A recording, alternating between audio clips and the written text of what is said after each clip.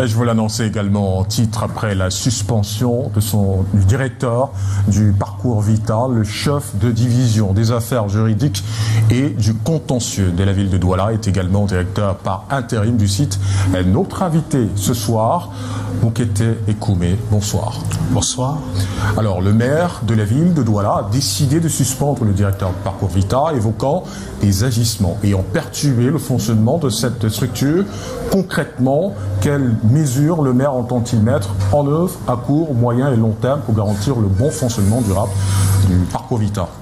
Merci pour cette opportunité. Après la suspension du directeur du parcours Vita, qui est consécutive à une gestion que le maire de la ville a voulu mettre en parenthèse, une gestion quelque peu heureuse et taxée par un usager d'épicière, le maire de la ville entend apporter une réforme concrète au parcours Vita qu'il a pensé depuis 2020 et qui s'articule autour des mesures conservatoires visant à assurer la continuité du service, à mener un audit financier, c'est très important, mais aussi un audit organisationnel et fonctionnel qui va permettre de mettre en nu le modèle quelque peu dépassé de la gestion du parcours Vita de Douala et même des parcours Vita du Cameroun, modèle à travers lequel on voit la tutelle, le ministère des Sports, gérer un établissement alors que la gestion et le contrôle qui est l'activité de la tutelle sont incompatibles. On voit également un système dans lequel la tutelle est financée par l'entité sous tutelle qu'est la CUD, puisque c'est la CUD qui pourvoit à travers une subvention de 40 millions au fonctionnement du parcours Vita. On voit également s'entremêler, entre autres, la tutelle qui est dans le stratégique, mais qui se retrouve être aussi dans l'opérationnel. Le maire de la ville va apporter une réforme pour optimiser la gestion du parcours Vita, faire du parcours Vita, pour emprunter au chef de l'État, une institution moderne tournée vers l'avenir, qui met en accent la culture du résultat et la discipline administrative. À cette fin, le maire de la ville va donc envisage de lancer un appel à candidature pour sélectionner un personnel, notamment un directeur qualifié, un directeur avant-gardiste qui peut mener à bien la politique qu'il veut entreprendre au niveau du parcours Vita. Alors, le parcours Vita relève également du champ du sport et du loisir. Dans ce contexte, une concertation avec le ministère des Sports et de l'Éducation physique ne s'impose-t-elle pas pour assurer une gestion cohérente et conforme aux orientations nationales? Affirmatif, la gestion concertée est celle qui est appropriée pour des activités qui ne sont pas purement régaliennes au niveau de l'État et qui doivent être pleinement et effectivement décentralisées.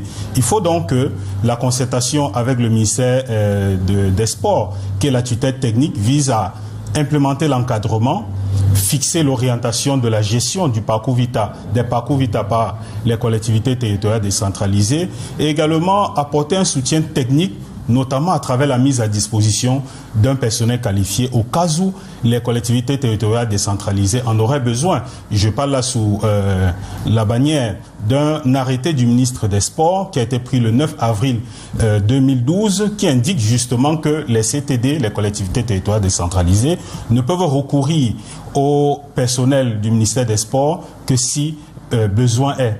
Et ce même arrêté, en son article 20, indique que les parcours Vita existants, c'est-à-dire les infrastructures d'intérêt communal existants avant le décret de transfert de ce type d'infrastructure au CTD, sont d'office affectés au CTD. Voilà en quelque sorte dans quel système le maire de la ville voudrait amener la gestion du parcours Vita, c'est-à-dire conformément à la loi et notamment un texte du ministre des Sports. Pour sortir, vous avez relevé plusieurs projets déjà engagés ou perspectives par la mairie de la ville de Douala pour moderniser le parcours Vita. Ces projets vous paraissent-ils réalistes et pertinents au regard des besoins actuels des usagers et surtout l'espace disponible permet-il leur mise en œuvre sans compromettre la vocation sportive et récréative du site? Merci également pour cette question à double volet. Effectivement, les mesures envisagées par le maire de la ville ne souffrent d'aucune impertinence.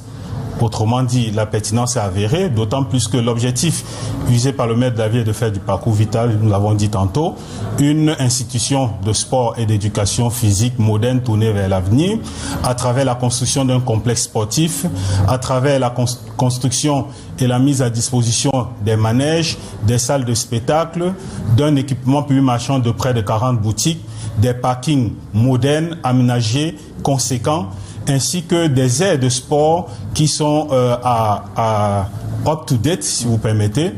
Et l'objectif ici pour le maire de la ville est d'autonomiser progressivement le parcours Vita sur le plan financier, d'autant plus que pour l'instant, il fonctionne essentiellement sur la base des 40 millions versés par la CUD et quelques recettes de services.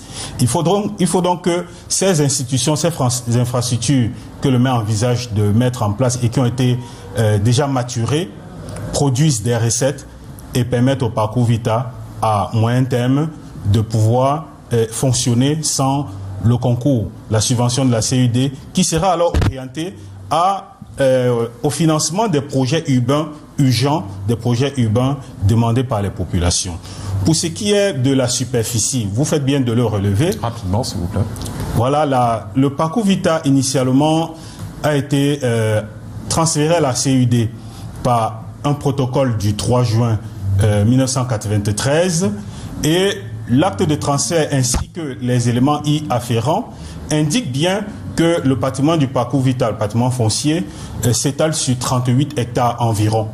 Mais aujourd'hui, nous ne retrouvons qu'à peu près la moitié, soit 19 hectares, parce qu'il y a eu des spoliations, des titres fonciers frauduleux qui ont été accordés. Mais malgré cette spoliation, l'ambition du maire de la ville est déjà de faire récupérer la partie foncière qui a été abusée, disons-le ainsi, mais aussi de réaliser les infrastructures conséquentes sur les 19 hectares actuels. Donc ils sont largement suffisants pour la première phase d'implémentation des projets que le maire de la ville a pensé. Il y aura une deuxième phase qui nécessitera donc les 19 autres hectares qui ont été spoliés. Okete Dikome, merci d'avoir accepté notre invitation. C'est moi qui vous remercie. Et dans la suite de ce journal, le baron